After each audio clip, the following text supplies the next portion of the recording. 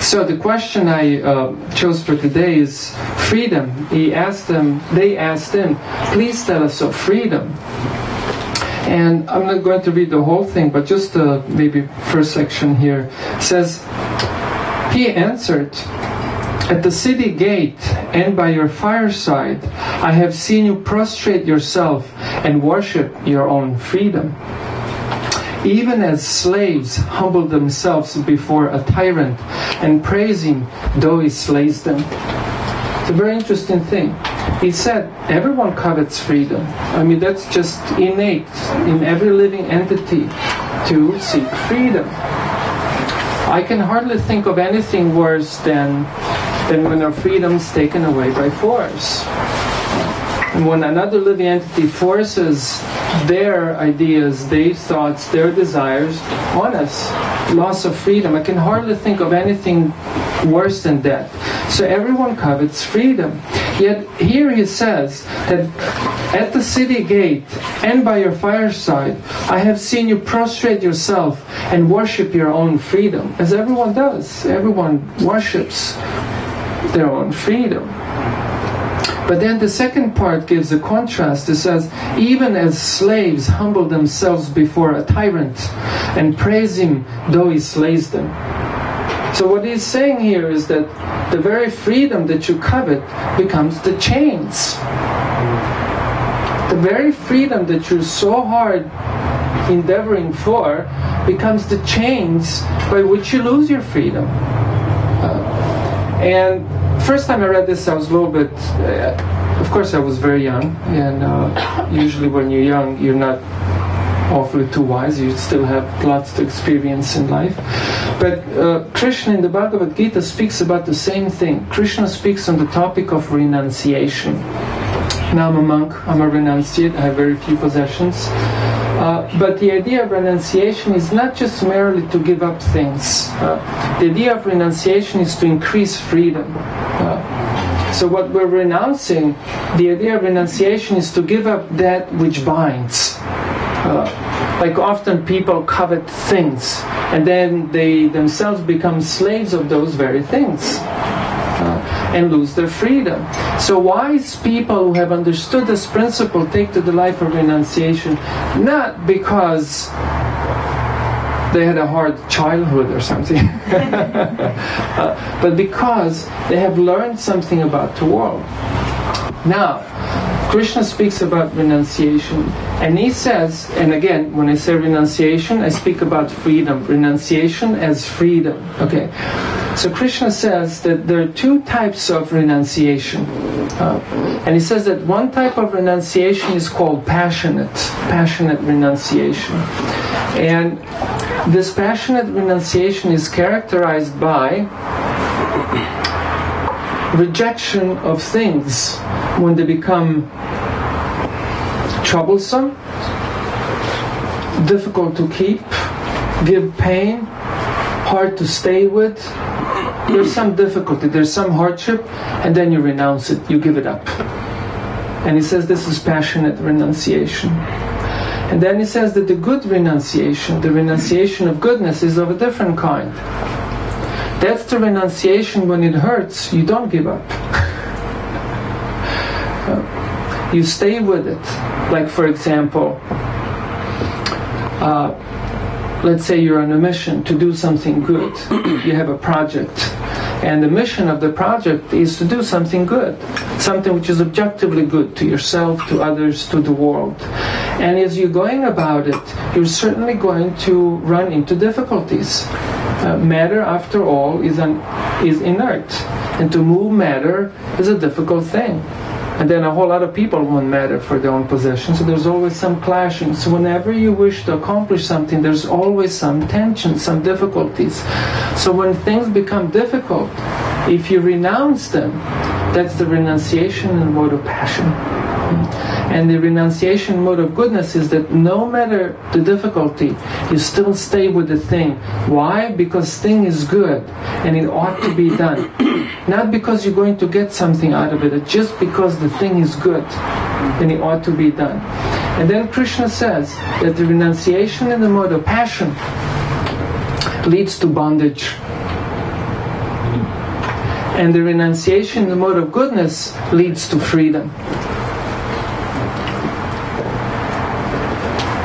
So, the renunciation of mode of passion, when you're giving up things, when things become difficult, what you're really doing, you're simply increasing your propensity to become attached to pleasant things.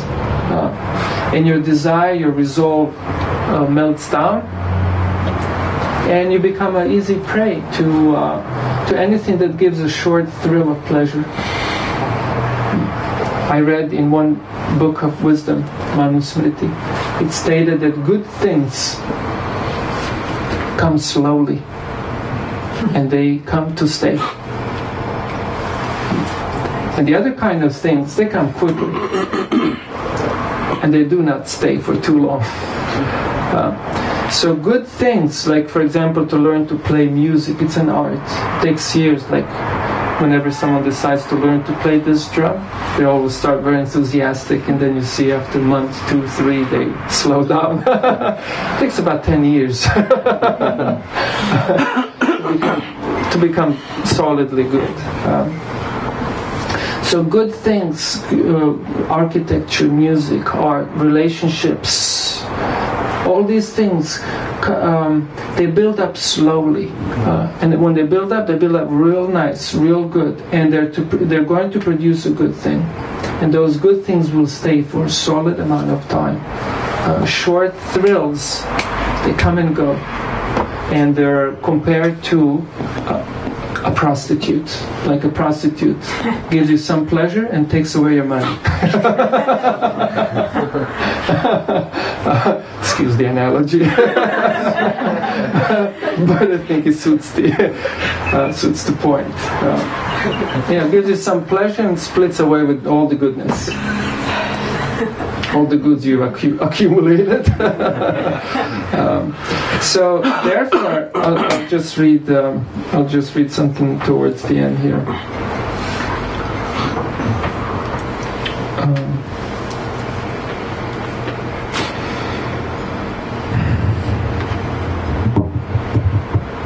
You shall be free indeed when your days are not without a care, nor your nights without a want and a grief. Because everyone, the want, desire, grief, my God. But he says, no, it's not about that. But rather, when these things girdle your life, and yet you rise above them, naked and unbound. And how shall you rise beyond your days and nights, unless you break the chains which you at dawn of your understanding have fastened around your noon hour? In truth, that which you call freedom is the strongest of these chains, though its links glitter in the sun and dazzle your eyes.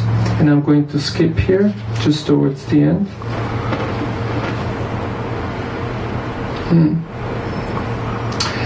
If it is an unjust law, like there's so many laws, when the Occupy movement was initiated, I identified with it so much. With most of it, I'd say. But here it says, if it is an unjust law, you would abolish.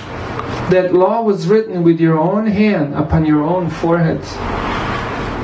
You cannot erase it by burning your law books, nor by washing the forehead of your judges. Though you pour the sea upon them, water, you're trying to wash it. And if it is a despot, you would dethrone, like the modern despots are the bankers. So if they are the ones you want to dethrone, see first that this throne erected within you is destroyed. For how can a tyrant rule the free and the proud, but for a tyranny in their own freedom and a shame in their own pride?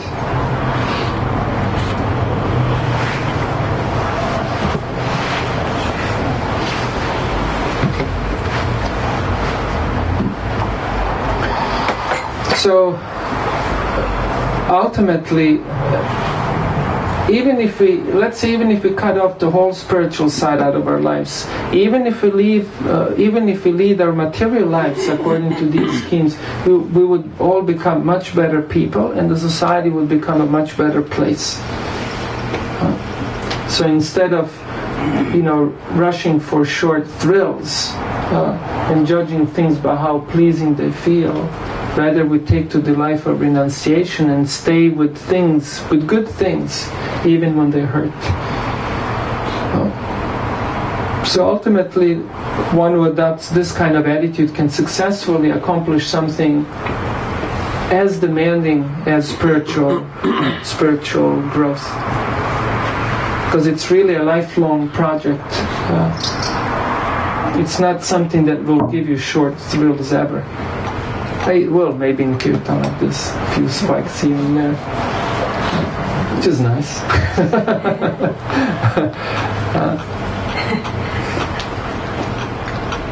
Okay, any questions or comments or any perhaps relevant thoughts?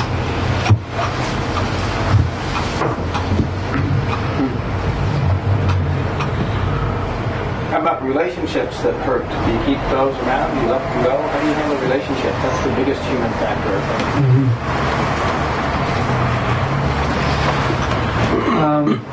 think. Once I was in LA. I lived in LA. I survived.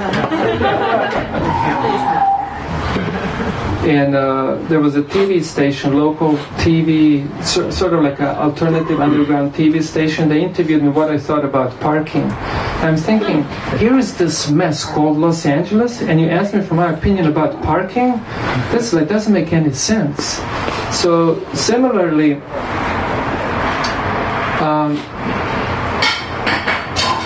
patchwork is not a good solution for anything. So similarly, relationships, like everything else, will prove themselves to be troublesome, elusive, hard to grasp, difficult to analyze, very difficult to live with or without,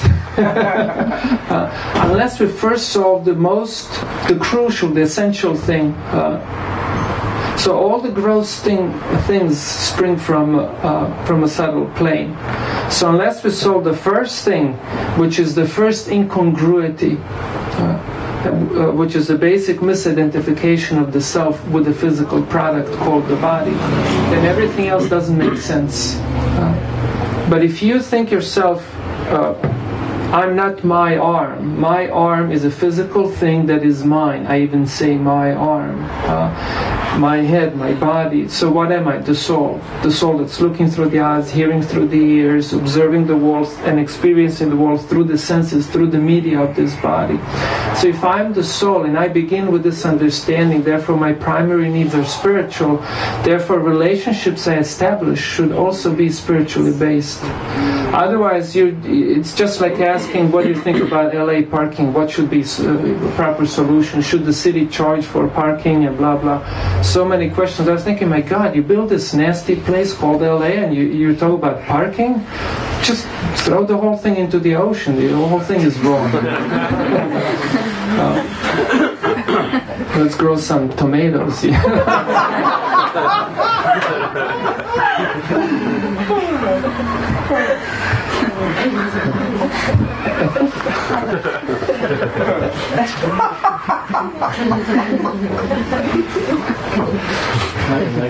Friendship. It was asked about friendship. That's also here. And on joy and sorrow. Okay. Yes. So could you say that Krishna teachings believe that spirit is primary, then mind, and then body? Yeah, that's a good analysis. Yeah.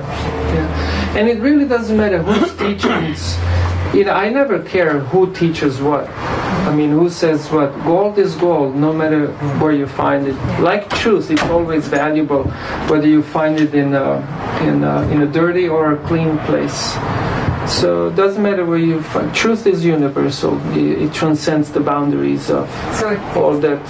And things, truth should make sense. If it's universal, then should universally fit into things. And that Krishna says something to me over time. I've developed some trust in Krishna because seems to be throwing some valuable pearls out there for us. And but yeah, to me that makes a lot of sense. So we ought to get out of the habit of saying mind, body, soul, and that's so cliche and it's so outdated, at least in 2012. People are still using it. It's frustrating for me because by putting soul last, and as you said, our spirituality should be primary. And hardly. Just talking about the New Age, spirituality. There's, if any, then only vague idea of what the soul is. Mostly they deal with emotions, thoughts, which is just all on the platform of the mind. And intellect is more refined than the mind. That's the next subtle element above the mind, which is hardly ever touched by the contemporary New Age spirituality. And soul, I honestly I can hardly think of any incidents where I saw people dealing with the soul, because there's a lack of understanding what the soul is, and it's always conflated with the mind or the intellect or even the false ego. False ego is just an identification, sense of I am. But the self is perceiving. So that perception is, if it's wrong, it's called false ego. Thank you. Yeah. Thank you. Yeah. So what happens to the soul, or the observer that looks through their senses after death? Because what I've noticed is that when people block out their senses, they start to hallucinate. For example, if you block out your eyesight, after a while you start seeing things. So what keeps the soul as one after the death of the vessel? Okay, yeah, there are a few things that you brought that Libriyateva Kada Chinnayam Bhutva Bhavita Vana Bhuyaha Ajo Nitya Shashvatoyam Purano Nahanyate Hanyamani Sharire. This is a mantra, a Vedic mantra, spoken by Krishna, by the way, that says that the self, having no material qualities, transcends or continues to exist after the destruction of the physical body. And then the death or the end of the physical body is sort of like a crossroad. And then from that point the self or adopts another physical body, or snaps out of the cycle of samsara, like Buddhists also use the very same term, samsara. Many Eastern theologies, philosophies use that term samsara, which means the cycle of physical existence, birth, death, birth, death, birth, death. And snapping out of it is called samadhi, or also nirvana. Nir means negation, and vana means the forest, which is a metaphor for the cycle of samsara. So to come out of the forest, snap out of the cycle of repeated birth and death. These are the concepts of basic moksha. I'm not throwing all these terms out there just for, because people use them, but they don't. So you reach a certain understanding that enables you to stay as one individual consciousness? You see, self is always, what's the word, not integrated. Or could it be that that after death, what we realize is the self is not actually an individual consciousness, but more of a collective consciousness? I would disagree with that, because the self can have collective consciousness and also individual consciousness.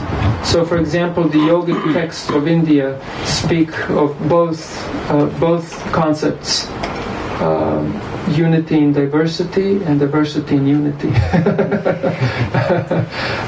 So you can think of an absolute truth, or the absolute truth, as a sum total of everything. So that's one thing. Like you have a couple. Any couples here? You have a couple. Okay. So that's a couple. That's a one thing. It's one unit, but it's made up of two. So you can think of a couple in terms of one thing or in terms of two things. So you're saying both exist? Yeah. So because because that's the nature of spirit. It's if it's eternal, then it's eternally so. Could also justice. You cannot have justice unless you have individuality and personal choice. Because you can't speak in terms of just and unjust unless you have a freedom to make a choice. You self as an individual, not as some galactic collective. Right. And therefore, Purusha Sukha Dukhanam Bhoktritve Hetu Uchate, that the self, not the body, the self, the soul, individual, is responsible for one's own happiness and distress. When we act in sync with the world, then we experience harmony. And when we don't, that's when the grinder phenomena takes place. Yeah.